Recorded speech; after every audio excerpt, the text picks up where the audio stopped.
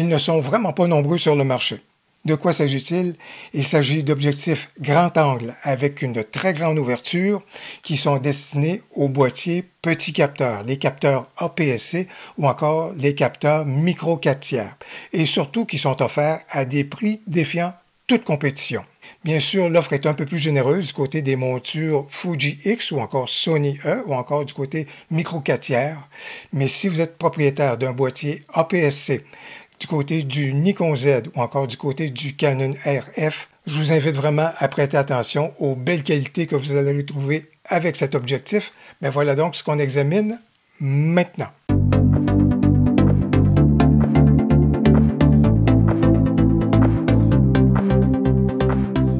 Bonjour, mon nom est Louis Lavoie, je suis l'auteur du blog et de la chaîne fairedelabelephoto.com. C'est une chaîne qui s'applique à partager avec vous des trucs, des conseils, des astuces de même que des découvertes afin que vous puissiez progresser dans le domaine de la photo. Si vous aimez des vidéos comme celle-ci, n'hésitez donc pas à cliquer sur j'aime et surtout, n'hésitez pas à vous abonner. La précision habituelle, l'objectif dont il est question aujourd'hui m'a été envoyé par TT Artisan afin que je puisse évaluer l'objectif. Mais comme à l'habitude, cette vidéo n'est pas commanditée par TT Artisan et les commentaires et les observations que je vais partager avec vous sont les miens. Avoir un super grand angle dans notre sac photo, c'est très intéressant parce que c'est un objectif qu'on peut vouloir privilégier au niveau de la photo paysage ou encore au niveau de la photo urbaine.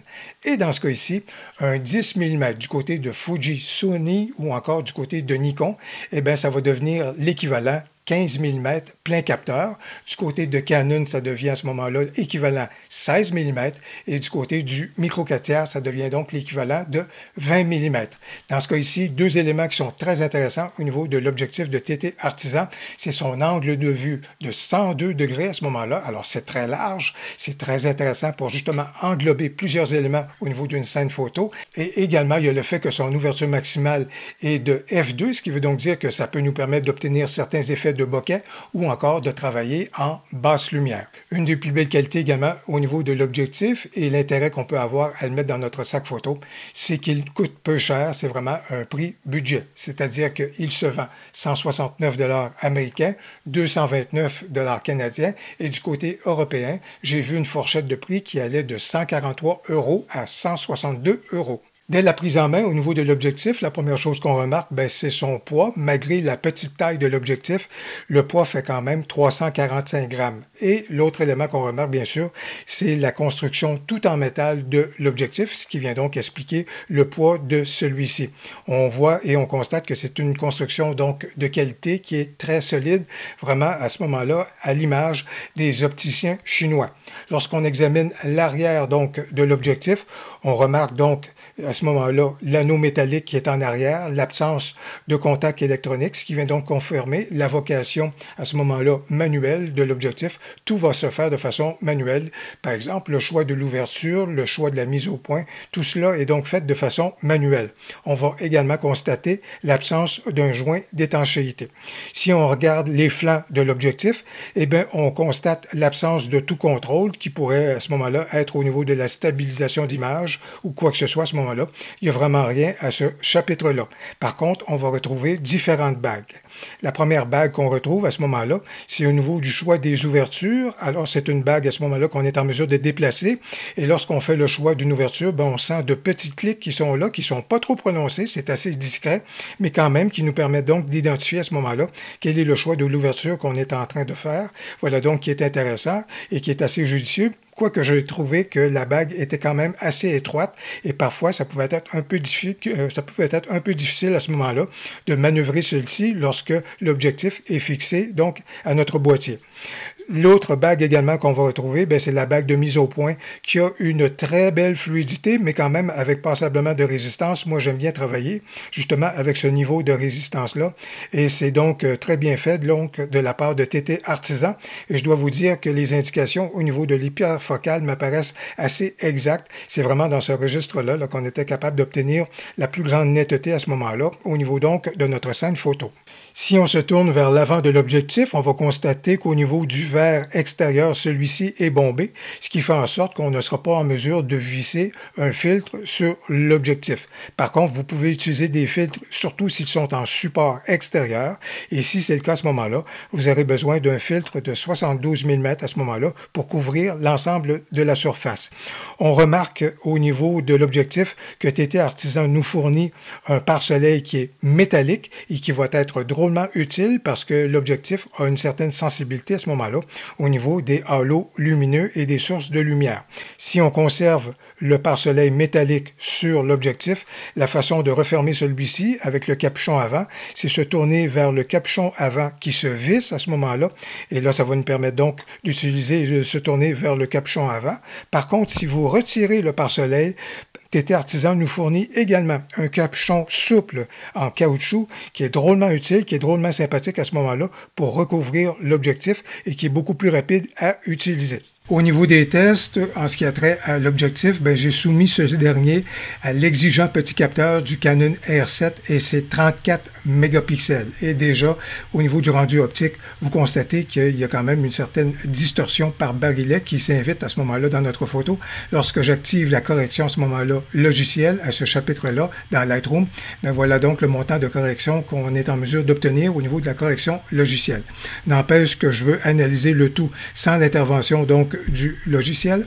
Alors, si on examine le tout au centre, à F2, à ce moment-là, voici le point de départ qu'on a au centre, qui est tout à fait correct. Le contraste est bien présent à ce moment-là et on a quand même un certain piqué à ce moment-là au niveau des détails. Si on s'en va dans l'extrémité à ce moment-là, pas étonnant compte tenu de la distorsion qui est là et qui s'invite, qu'on va retrouver une certaine mollesse au niveau donc des extrémités. Et vous constatez également qu'on voit une légère teinte magenta à ce moment-là au niveau de notre photo. Si je m'en vais et si je referme à F2.8, voici donc à ce moment-là l'amélioration, je vous dirais, c'est rien de bien prononcé à ce chapitre-là. Si je m'en vais à F4, on constate une amélioration. Il commence à avoir un peu plus de précision et de piqué à ce moment-là au niveau du rendu de la photo. Et c'est vraiment lorsqu'on arrive à notre ouverture de F5.6 qu'à ce moment-là, on obtient beaucoup plus de précision à ce moment-là dans les extrémités de notre photo. Et si on examine le tout à ce moment-là au centre, on a quelque chose là, un rendu qui est tout à fait correct et très intéressant. Si on poursuit notre analyse à F8, vous voyez la résultante qui est intéressante, beaucoup de précision à ce moment-là. C'est probablement l'un des meilleurs résultats qu'on est en mesure d'obtenir avec l'objectif. Si on arrive à F11, vous voyez qu'il y a encore un peu d'amélioration par rapport à cela, mais on dirait que la diffraction commence à s'inviter dans notre photo. Et finalement, lorsqu'on arrive à F16, la diffraction commence à faire son œuvre. Pour les gens qui font de la vidéo, vous allez apprécier le fait qu'au niveau du focus breathing, c'est à peu près inexistant, comme vous pouvez donc l'observer. Alors voilà donc qui est bien joué de la part de TT Artisan. Qui dit ultra grand angle, surtout avec une grande ouverture de F2, peut penser qu'on va avoir des effets de bokeh facilement réalisables avec l'objectif. Or, puisque c'est un ultra grand angle, c'est difficile des fois de créer de la séparation entre notre sujet principal et l'arrière-plan. N'empêche que lorsqu'on y parvient, on est capable d'obtenir des effets de bokeh, comme vous pouvez le constater, et qui sont rendus de façon assez harmonieuse, ou encore, par exemple, dans ce cas ici, vous pouvez constater comment on est capable effectivement de créer du bokeh lorsqu'on se rapproche d'un sujet et qu'il y a quand même une certaine distance donc en arrière-plan. Voilà donc qui est donc possible et réalisable avec cet ultra grand angle. Du côté des aberrations chromatiques, il faut quand même avoir une certaine vigilance parce que lorsqu'on examine le tout, par exemple, de ce côté-ci, vous voyez comment le tout est rendu à ce moment-là. Il y a donc des corrections qui pourraient être susceptibles d'être apportées.